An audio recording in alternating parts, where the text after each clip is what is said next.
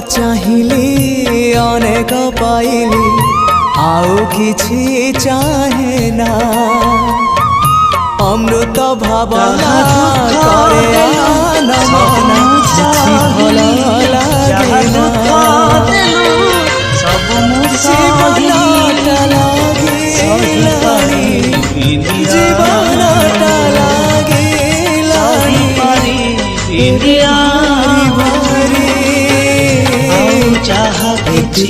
बुझिबा